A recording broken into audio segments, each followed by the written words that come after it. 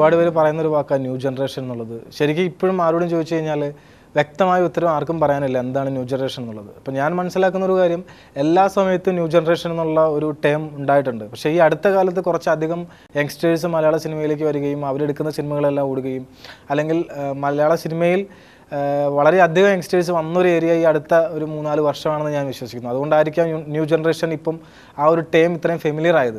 അതിനു മുമ്പ് ഇപ്പം ഈവൻ സത്യൻ സാർ ഉള്ളപ്പോഴും നസീർ സാർ ഉള്ളപ്പോഴും അതിനുശേഷം വന്ന ഓരോ ആൾക്കാർ വരുമ്പോഴും ന്യൂ ജനറേഷൻ തന്നെയാണ്. പക്ഷേ ഈ അടുത്ത കാലത്ത് കുറച്ച് അധികം ആൾക്കാർ വന്നതുകൊണ്ടാവാം അങ്ങനെ ഒരു ടേം വന്നത് തന്നെ.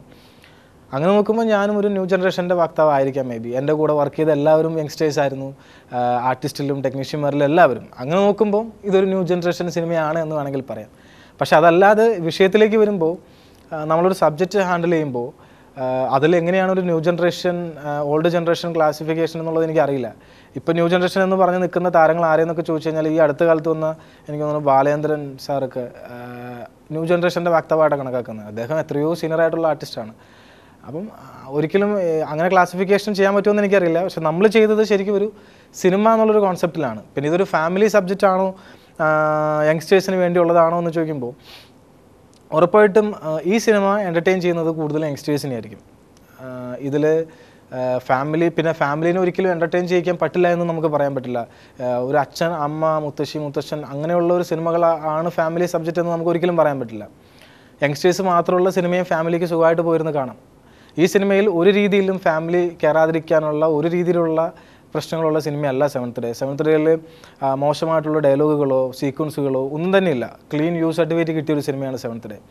പിന്നെ സിനിമ എന്ന് പറയുന്നൊരു മീഡിയം ഞാൻ മനസ്സിലാക്കുന്നത് എൻ്റർടൈൻമെൻ്റ് ആണ് കൂടുതലും. അത് ഏത് രീതിയിലും ആകാം. ഇപ്പോൾ ഇമോഷണലി ആവാം, ഹ്യൂമർ അല്ലെങ്കിൽ കോമഡി സൈഡിൽ നിന്നിട്ടാകാം, ത്രില്ലടിപ്പിക്കുന്ന രീതിയിലാവാം, ഏത് രീതിയിലും ആവാം.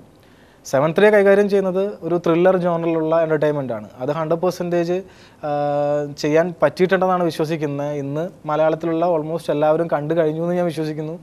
ആദ്യത്തെ ഒരു 3-4 ദിവസം യങ്സ്റ്റേഴ്സ് മാത്രമായിരുന്നു ഈ സിനിമ സപ്പോർട്ട് ചെയ്തത്. എന്നാൽ 3-ാമത്തെയും 4-ാമത്തെയും ദിവസമൊക്കെ ആയപ്പോഴേക്കും ഫാമിലീസ് പടത്തിന് കയറാൻ തുടങ്ങി. ഇപ്പോൾ ഈ സിനിമ ഏറ്റെടുത്ത് മുന്നോട്ട് പോകുന്നത് ഫാമിലീസാണ്. ഒരു സിനിമ 30 ദിവസം 50 ദിവസം അല്ലെങ്കിൽ 100 ദിവസം പിന്നിടുന്നുണ്ട് എന്നുണ്ടെങ്കിൽ അതിൻ്റെ ഏറ്റവും വലിയൊരു കാരണം, അല്ലെങ്കിൽ ഏറ്റവും വലിയ പ്ലസ് എന്ന് പറയുന്നത് ഫാമിലീസ് ആ സിനിമ ഏറ്റെടുക്കുമ്പോഴാണ്. ഒരു യങ്സ്റ്റേഴ്സിന് ഓടിക്കാൻ പറ്റുന്ന ഒരു ലിമിറ്റ് ഒരു 1 വീക്കോ അല്ലെങ്കിൽ ഒരു 2 വീക്കോ ഒക്കെ ആയിരിക്കും. അത് കഴിഞ്ഞ് ഈ സിനിമ പോകുന്നുണ്ടെങ്കിൽ അതിനർത്ഥം ഇത് ഫാമിലീസ് ഏറ്റെടുത്ത് കഴിഞ്ഞു എന്നുള്ളതാണ്. അങ്ങനെ നോക്കുമ്പോൾ ഇന്ന് സെവൻത്ത് ഡേ എന്ന് പറയുന്ന സിനിമ ഫാമിലീസ് ഏറ്റെടുത്ത് കഴിഞ്ഞു. ഇന്ന് 30-35 ദിവസമായി സിനിമ റിലീസ് ചെയ്തിട്ട് 50-ാം ദിവസത്തിലേക്കുള്ള യാത്രയാണ് പടം. ഒരു 100 ദിവസം വരെ പോകുമെന്നാണ് ഞങ്ങളെല്ലാവരും പ്രതീക്ഷിക്കുന്നത്.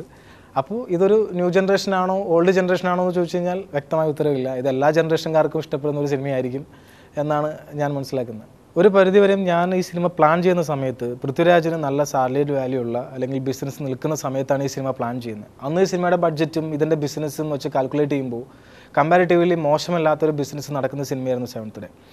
അപ്പോൾ ഒരു പ്രൊഡ്യൂസറെ സംബന്ധിച്ചിടത്തോളം അവൻ ഇറക്കുന്ന പൈസയ്ക്ക് റിട്ടേൺ വരിക എന്നുള്ളതാണല്ലോ. End of the day cinema എത്ര കലയെ പ്രോത്സാഹിപ്പിക്കാനാണെന്ന് പറഞ്ഞാൽ പോലും ബിസിനസ് എന്ന് പറയുന്നൊരു എലമെൻ്റ് ഇല്ലാതെ ഒരാളും പൈസ മുടക്കില്ല, കോടികളാണ് മുടക്കുന്നത്. അപ്പോൾ ഇത്രയും കോടികൾ മുടക്കിയ ഒരു സിനിമ എടുക്കുമ്പോൾ അവൻ ആദ്യം ചിന്തിക്കുന്നത് ബിസിനസ്സിനെ കുറിച്ചായിരിക്കും. അങ്ങനെ ചിന്തിക്കുന്ന സമയത്ത് എൻ്റെ പ്രൊഡ്യൂസറും ഉറപ്പായിട്ടും ചിന്തിച്ചിട്ടുണ്ട്. അദ്ദേഹം ഒറ്റ കാര്യം എൻ്റെ അടുത്ത് പറഞ്ഞിട്ടുള്ളൂ, കൂടുതലൊന്നും എനിക്ക് വേണ്ട, ഞാൻ ഇറക്കുന്ന പൈസ തിരിച്ച് കിട്ടാൻ പറ്റും എന്ന് ഉറപ്പുണ്ടായാൽ മതിയെന്ന്. നമ്മൾ ആദ്യമൊക്കെ ചിന്തിക്കുന്ന സമയത്ത് പൃഥ്വിരാജ് എന്ന് പറയുന്ന ഒരു താരത്തിൻ്റെ ബിസിനസ്സും മറ്റുള്ള കാര്യങ്ങളൊക്കെ വെച്ച് ചിന്തിക്കുമ്പം അങ്ങനെ കുഴപ്പമില്ലാതെ ബാലൻസ് ചെയ്യാൻ പറ്റുന്നൊരു സിനിമയായിരുന്നു സെവൻത്ത് ഡേ. എന്നാൽ ഷൂട്ട് തുടങ്ങുന്ന സമയമായപ്പോൾ ഇതിനകത്ത് കുറേ ലിമിറ്റേഷൻസ് വന്നു. സാറ്റലൈറ്റിൻ്റെ കാര്യത്തിൽ ചാനൽസ് ഒന്നും സാറ്റലൈറ്റ് എടുക്കുന്നില്ല എന്നൊരു സ്റ്റേജ് എത്തി. അപ്പോൾ ഈ പടത്തിന് ആവശ്യമായിട്ടുള്ള മൊത്തം എമൗണ്ടും പ്രൊഡ്യൂസർ കണ്ടെത്തേണ്ടിയിരിക്കുന്നു. അങ്ങനെ വന്നു കഴിഞ്ഞപ്പോൾ പ്രൊഡ്യൂസറുടെ ഭാഗത്തുനിന്ന് ഭയങ്കര പ്രഷേഴ്സായി, സിനിമ മുന്നോട്ട് നീക്കാൻ വയ്യാതെയായി. അവിടെയൊക്കെ പിന്നെ നമ്മളെ സപ്പോർട്ട് ചെയ്തത് ഇതിനകത്ത് ടെക്നീഷ്യന്മാരും ആർട്ടിസ്റ്റുകളും എല്ലാവരും സഹകരിച്ചു. പ്രൊഡക്ഷൻ ആവശ്യമായ മാത്രം വരുന്ന എക്സ്പെൻസ് പ്രൊഡ്യൂസർ കണ്ടെത്താൻ തുടങ്ങി. അങ്ങനെ സിനിമ നമ്മൾ പൂർത്തിയാക്കായിരുന്നു. സങ്കടമുള്ളൊരു കാര്യം, പടം പൂർത്തിയാക്കി ഫസ്റ്റ് കോപ്പി ആയതിനു ശേഷം നമ്മൾ പല ചാനൽസിനെയും കോൺടാക്ട് ചെയ്തു, പടം കണ്ടതിന് ശേഷം ബിസിനസ് സംസാരിക്കുക എന്ന് പറഞ്ഞിട്ട്. പക്ഷേ ഒരു ചാനലും വന്ന് പടം കാണാനോ അതിൻ്റെ ക്വാളിറ്റിയെക്കുറിച്ച് ഡിസ്കസ് ചെയ്യാനോ തയ്യാറായില്ല എന്നുള്ളതാണ്. അപ്പം എന്താണ് സാറ്റലൈറ്റ് ഇവർ ഉദ്ദേശിക്കുന്നത് എനിക്കിപ്പോഴും മനസ്സിലായിട്ടില്ല. ഒരു തുടക്കക്കാരെന്നുള്ള രീതിയിൽ എനിക്കുണ്ടായ അനുഭവം ഇതാണ്. ഞാൻ ആദ്യമായിട്ടാണ് ഒരു സിനിമ പൂർത്തിയാക്കുന്നത്. ആ സമയത്തുണ്ടായ അനുഭവമാണ് ഞാനീ പറഞ്ഞത്. അപ്പം സാറ്റലൈറ്റ് എന്ന് പറയുന്നത് ഉറപ്പായിട്ടും സിനിമയെ നിയന്ത്രിക്കുന്നുണ്ടായിരുന്നു, ഇനിയും നിയന്ത്രിക്കും. കാരണം അതില്ലാതെ സിനിമയ്ക്ക് ഇവിടെ ഒറ്റയ്ക്ക് പിടിച്ച് നിൽക്കാൻ ബുദ്ധിമുട്ടായിരിക്കും. പിന്നെ ഒരു സന്തോഷമുള്ളത് സാറ്റലൈറ്റ് ഇപ്പം ഇങ്ങനെ ഒരു അവസരത്തിൽ നിൽക്കുന്നത് കൊണ്ട് കഴിഞ്ഞ വർഷം ഏകദേശം 160-170 സിനിമകൾ ഇറങ്ങിയ സമയത്ത് ഈ വർഷം 100-ൽ താഴെ മാത്രം സിനിമകളായിരിക്കും ഇറങ്ങാൻ പോകുന്നത്. അത് സന്തോഷമുള്ളൊരു കാര്യം. സന്തോഷം ഇൻ ദ സെൻസ് നല്ല സിനിമകൾ വരും, പ്രൊഡ്യൂസേഴ്സിന് നല്ല സ്ക്രിപ്റ്റ് ആണെങ്കിൽ നല്ല സിനിമയാണെങ്കിൽ മാത്രം എടുക്കാൻ പറ്റുള്ളൂ എന്നുള്ളൊരവസ്ഥയിലേക്ക് വരും. എങ്കിൽ മാത്രമേ തിരിച്ച് പൈസ കിട്ടത്തുള്ളൂ. അപ്പം അങ്ങനൊരു സിസ്റ്റം വന്നു കഴിഞ്ഞാൽ സിനിമയുടെ ക്വാളിറ്റി നന്നാകും എന്നുള്ളതാണ്. പിന്നെ കുറേ യങ്സ്റ്റേഴ്സിന് അവസരങ്ങൾ കുറയും. ഇപ്പം ഞാൻ പോലും വന്നത് പൃഥ്വി എന്ന് പറയുന്ന താരമുള്ളത് കൊണ്ടും ആ താരത്തിന് ഇത്ര ബിസിനസ് നടക്കും എന്നൊരു ബോധ്യം ഇതിൻ്റെ പ്രൊഡ്യൂസർക്ക് ഉണ്ടായതുകൊണ്ടാണ്. അല്ലെങ്കിൽ ഒരു പക്ഷേ ഈ പ്രൊഡ്യൂസർ ഈ പൈസ മുടക്കാൻ തയ്യാറാവണമെന്നില്ല. അപ്പോൾ ഇനി വരുന്ന പുതിയ ആൾക്കാർക്ക് അല്ലെങ്കിൽ പുതിയ യങ്സ്റ്റേഴ്സ് വരുമ്പോൾ അവർക്കൊരു ബുദ്ധിമുട്ടായിരിക്കും സാറ്റലൈറ്റ് ഇല്ലെങ്കിൽ. അപ്പോൾ ഉറപ്പായിട്ടും സാറ്റലൈറ്റ് എന്ന് പറയുന്നത് സിനിമയെ സ്വാധീനിക്കുന്ന ഒരു ഘടകം തന്നെയാണ്. നല്ല ചോദ്യമാണ്. ഈ സിനിമയ്ക്ക് എന്തെങ്കിലും സംഭവിച്ചിരുന്നെങ്കിൽ ഒരു പക്ഷേ അതെൻ്റെ കരിയറിലെ ഏറ്റവും വലിയൊരു ഡിസാസ്റ്റർ ആയിരിക്കും. ബിക്കോസ് ഞാൻ വരുന്നത് നേരത്തെ പറഞ്ഞ പോലെ ഒരു ബാക്ക്ഗ്രൗണ്ടിൽ നിന്നിട്ടാണ്. ഏകദേശം 5 അല്ലെങ്കിൽ 7 വർഷമൊക്കെ നമ്മൾ ഇൻവെസ്റ്റ് ചെയ്തിട്ട് ഒരു സിനിമയിലേക്ക് എത്തി നിൽക്കുമ്പോൾ എനിക്ക് ചെയ്യേണ്ട കടമകൾ ഒരുപാടുണ്ട് എൻ്റെ ഫാമിലി സൈഡിൽ നിന്നിട്ട്. അതെല്ലാം വിട്ടിട്ടാണ് ഞാൻ സിനിമ എന്ന് പറഞ്ഞ് നിൽക്കുന്നത്. ഇന്ന് വിജയിച്ചിരിക്കുന്നത് കൊണ്ട് എൻ്റെ മുഖത്ത് ചിരിയുണ്ട്. ഇല്ലായിരുന്നെങ്കിൽ എൻ്റെ അവസ്ഥ എന്തായിരിക്കും എന്ന് എനിക്ക് തന്നെ ഊഹിക്കാൻ വയ്യ. പക്ഷേ ഒരു വിശ്വാസം ഉണ്ടായിരുന്നത്, ഞാൻ മനസ്സിലാക്കുന്ന ഒരു തത്വം, ഒരു ഡയറക്ടറെ സംബന്ധിച്ചിടത്തോളം ഇതെൻ്റെ മാത്രം ഒരു ഒപ്പീനിയനാണ്. ഒരു ഡയറക്ടർ വിജയിക്കുന്നത് എപ്പോഴും ഒരു സിനിമ 100 ദിവസം ഓടുമ്പോൾ മാത്രമാണെന്ന് ഞാൻ വിശ്വസിക്കുന്നില്ല. അവൻ്റെ ഫസ്റ്റ് സിനിമയ്ക്ക് അല്ലെങ്കിൽ ഏത് സിനിമയ്ക്കാണെങ്കിലും ചൂസ് ചെയ്യുന്ന സ്ക്രിപ്റ്റ് അല്ലെങ്കിൽ ആ സബ്ജക്റ്റ് ഒരു 50% ഒരു ഡയറക്ടർ സേഫ് ആവുന്നത് ആ സബ്ജക്റ്റ് ചൂസ് ചെയ്യുമ്പോൾ. ബാക്കി 50% അവൻ്റെ കഴിവ് കൊണ്ട് അവൻ ഉണ്ടാക്കിയെടുക്കേണ്ടത്. അപ്പോൾ അങ്ങനെ നോക്കുമ്പോൾ എൻ്റെ 50% ഞാൻ സേഫ് ആയിരുന്നു ആദ്യം. ബാക്കി 50%-ൽ ബാക്കിയുള്ള 50%-ൽ ഒരു 25% എങ്കിലും എനിക്ക് ചെയ്യാൻ പറ്റിക്കഴിഞ്ഞാൽ ടോട്ടലി ഒരു 75% ആയി. ദാറ്റ് മീൻസ് ഒരു ആവറേജ് സിനിമ ഉണ്ടാകും എന്നൊരു വിശ്വാസം ഉണ്ടായിരുന്നു. അപ്പം ആ ഒരു വിശ്വാസത്തിൻ്റെ അടിസ്ഥാനത്തിലാണ് ഈ കളിക്ക് ഞങ്ങൾ ഇറങ്ങി തിരിച്ചത്. എൻഡ് ഓഫ് ദ ഡേ എൻ്റെ വിശ്വാസങ്ങൾ എന്നെ ചതിച്ചിട്ടില്ല. വിചാരിച്ചിടത്തേക്ക് തന്നെ എത്താൻ പറ്റി. ഇനി വരാനിരിക്കുന്ന സിനിമകളും ഞാൻ ഇനി ചെയ്യാൻ ഉദ്ദേശിക്കുന്ന സിനിമകളും ഇതേ വിശ്വാസത്തിൻ്റെ അടിസ്ഥാനത്തിലാണ് പോകുന്നത്. 2 സിനിമകൾ ചൂസ് ചെയ്തിട്ടുണ്ട്. ഈ 2 സിനിമയും 50% ഞാൻ ഇപ്പോഴേ സേഫാണ്. ബാക്കിയുള്ള 50%-ന് വേണ്ടി ഞാൻ ഇനി വർക്ക് ചെയ്താൽ മതി.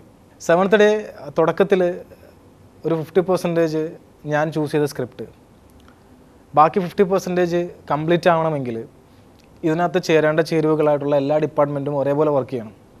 ഒരുപക്ഷേ ഇന്ന് സുജിത്തേട്ടനെ പോലെ ഒരു ക്യാമറമാനെ എനിക്ക് കിട്ടിയില്ലായിരുന്നെങ്കിൽ ഈ സിനിമ ഇന്ന് കാണുന്ന ക്വാളിറ്റിയിൽ റെൻഡർ ചെയ്യാൻ എനിക്ക് പറ്റില്ലായിരുന്നു.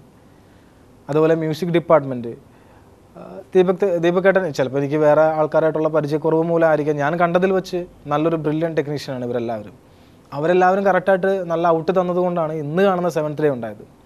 അപ്പം ഒരു കൂട്ടായ്മയാണ് ചിത്രം എന്നാണ് ഞാൻ വിശ്വസിക്കുന്നത്. അതിനകത്ത് ഒരു നല്ല കോർഡിനേറ്റർ ആവുക അല്ലെങ്കിൽ ഒരു കമാൻഡിങ് പവറുള്ള ഒരു കമാൻഡർ ആവുക എന്നുള്ളതാണ് ഡയറക്ടറുടെ ജോലി. അയാൾ മനസ്സിൽ വിചാരിക്കുന്ന വിഷ്വൽ അല്ലെങ്കിൽ അയാളുടെ സിനിമ നേടിയെടുക്കാനായിട്ട് അദ്ദേഹം യൂസ് ചെയ്യുന്ന ടൂൾസാണ് ബാക്കിയെല്ലാം.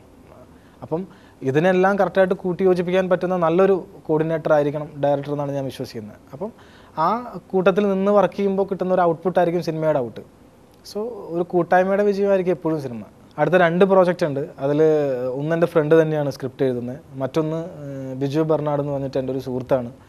രണ്ടും എനിക്ക് വളരെയധികം ഇഷ്ടപ്പെട്ടിട്ടുള്ള സിനിമയാണ്. ഞാൻ എപ്പോഴും ഒരു സിനിമയെ സമീപിക്കുന്നത് അതിൽ ഒരു ഡയറക്ടോറിയൽ സെൻസ് ഉള്ളൊരു സ്ക്രിപ്റ്റ് ആയിരിക്കണം, അല്ലെങ്കിൽ ഒരു ഡയറക്ടർക്ക് പ്രൂവ് ചെയ്യാൻ പറ്റുന്ന നന്നായിട്ട് ചെയ്യാൻ പറ്റുന്ന ഒരു സ്ക്രിപ്റ്റ് ആയിരിക്കണം എന്നുണ്ട്. ഇപ്പോൾ 7th ഡേ ദൈവം സഹായിച്ച് അങ്ങനെ ഒരു സ്ക്രിപ്റ്റ് ആയിരുന്നു. അതിൽ എഡിറ്റേഴ്സിനും അല്ലെങ്കിൽ എഡിറ്റർക്കും സിനിമാറ്റോഗ്രാഫിക്കും സൗണ്ടിനും VFX-നും എല്ലാത്തിനും ഇമ്പോർട്ടൻസ് ഉള്ളൊരു സിനിമയായിരുന്നു. അതേപോലെ തന്നെയായിരിക്കും ഇനി വരുന്ന സിനിമകൾ. ഞാൻ ബേസിക്കലി ഒരു ടെക്നിക്കൽ പെർഫെക്ഷനിൽ വിശ്വസിക്കുന്ന ഒരാളായതുകൊണ്ടും ഒരു നല്ല സബ്ജക്റ്റാണ് ചൂസ് ചെയ്തിരിക്കുന്നത്. ഇനി അതിൻ്റെ ടെക്നിക്കൽ പെർഫെക്ഷനിൽ ചെയ്യുക എന്നുള്ളതാണ്.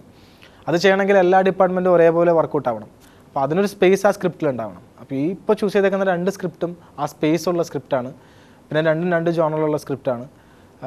ഞാൻ നേരത്തെ പറഞ്ഞ പോലെ 50% ഞാൻ ഇപ്പോഴേ സേഫാണ് ഈ 2 സ്ക്രിപ്റ്റിലും. എനിക്ക് 7th ഡേ ചെയ്യുമ്പോൾ ഉണ്ടായിരുന്ന എന്ത് വിശ്വാസത്തിന്മേലാണോ ഞാൻ ഇറങ്ങി പുറപ്പെട്ടെ, അതേപോലെ വിശ്വാസമുള്ള 2 പ്രോജക്റ്റാണ് രണ്ടും. അതിന് 2 നല്ല പ്രൊഡക്ഷൻ സൈഡ് വന്നിട്ടുണ്ട് ഓൾറെഡി. അടുത്ത് തന്നെ അത് അനൗൺസ് ചെയ്യും പടം. ലേറ്റായിട്ടാണെങ്കിൽ പോലും നല്ല രീതിയിൽ പൂർത്തിയാക്കി നല്ല രീതിയിൽ ചെയ്യണമെന്നാണ് ആഗ്രഹിക്കുന്നത്. ഇപ്പോൾ നേരത്തെ പറഞ്ഞതുപോലെ 7th ഡേ എന്ന് പറയുന്നൊരു ചിത്രം ഒരുപാട് പ്രതീക്ഷ ജനങ്ങൾക്ക് കൊടുക്കുന്നുണ്ട് അടുത്ത ചിത്രത്തിലേക്ക്. അപ്പോൾ ആ പ്രതീക്ഷകൾ കൈവിടാതെ ചെയ്യണമെന്നുണ്ട്. അങ്ങനെയാണ് ഇപ്പോൾ വിചാരിച്ചിരിക്കുന്നത്.